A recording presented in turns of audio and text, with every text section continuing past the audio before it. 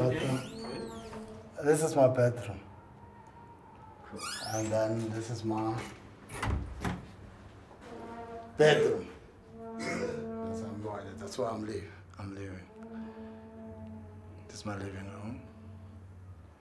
And staying here, so it's about 6 years now, been here. And then, under this circumstance, it's difficult, but it's better because I've got a roof over my head. Under these trying circumstances, it's not easy, but at least even if it's raining, I've got a place to run on to be, you know, to like it's not like a shake. No,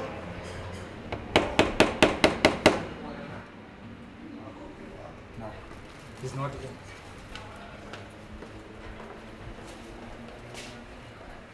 Not in either. Was ist am Sebenzen now? Yo, Jamal! Do that. We don't cater people that are not staying in this building since St. Joseph. We don't cater them whatsoever. No matter what, we don't cater them. If it's outside, it's outside. That's it.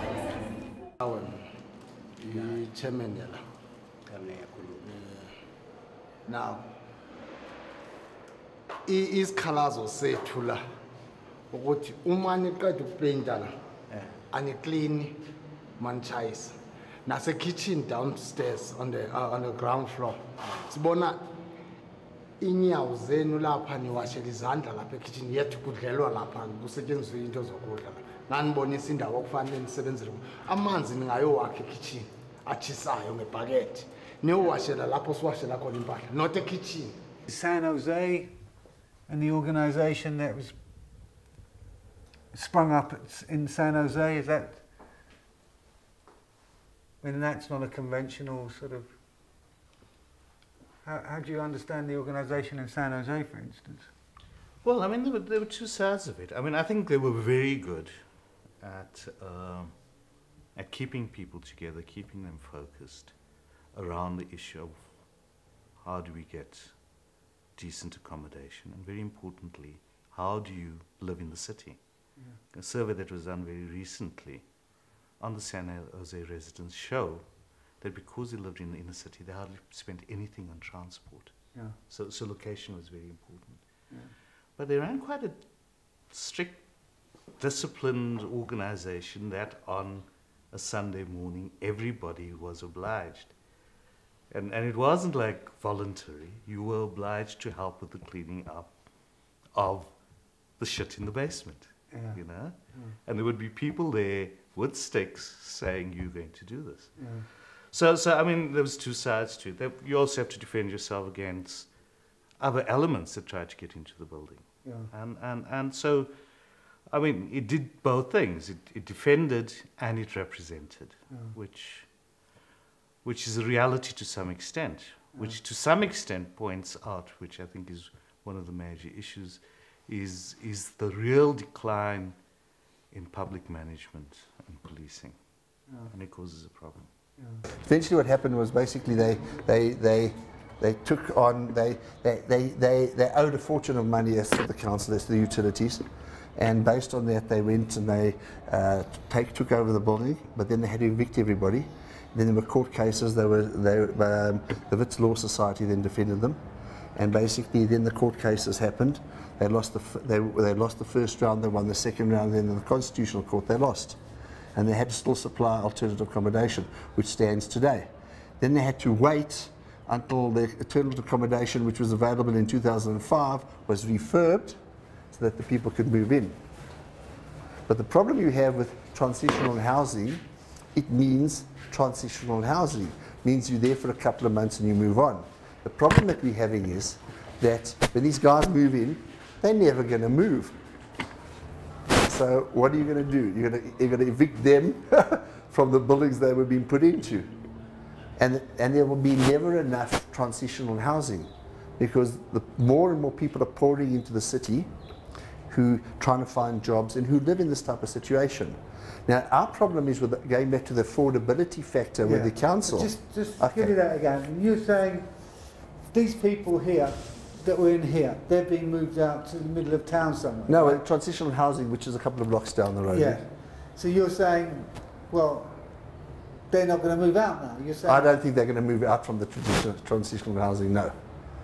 Because why should they? They're settled, they're established, and they'll be staying there. So it's going to be, we haven't seen what's going to happen, but I think it's going to be a very interesting couple of years ahead of us. Just see from there. There's been no sewer, no water, no electricity in this building for years and years and years. Yeah.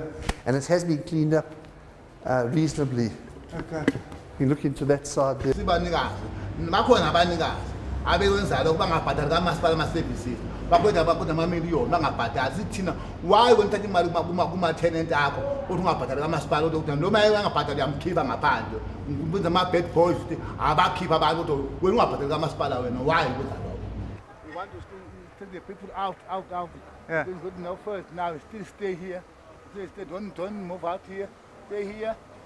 No one to come follow me. Spend with my owner or whatever. Put the owner a long time to left Mr. Martin. Yeah. So the people stay there. But in my job. I'm not sure about that organization. Yeah. But as Usolabantu is doing the same thing basically. Some buildings, when they start to deteriorate, some people try to hijack them, and it's where the organization come when they've been there, when they have members there to assist the people.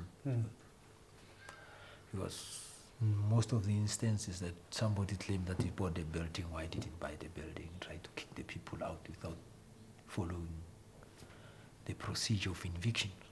It's where the organization come. Try to defend the people because anybody can take chance. Abantu basebenzana phela lokuzana clean up inner city. Clean up inner city.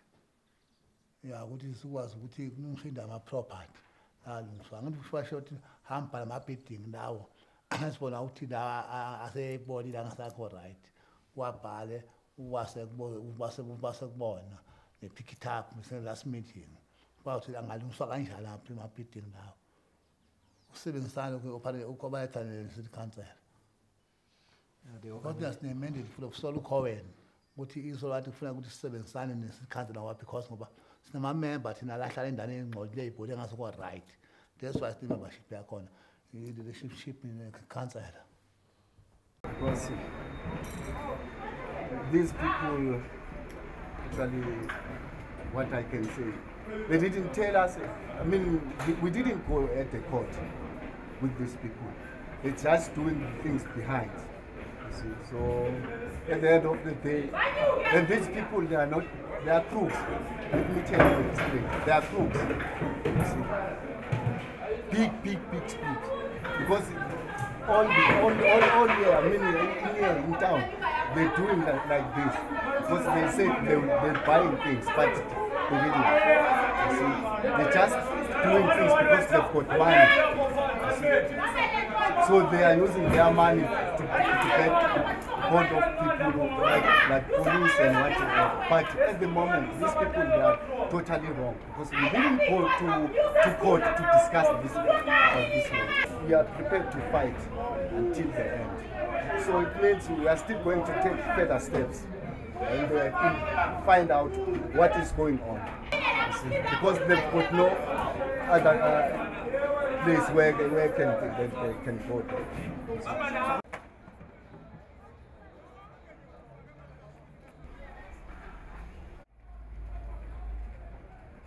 you.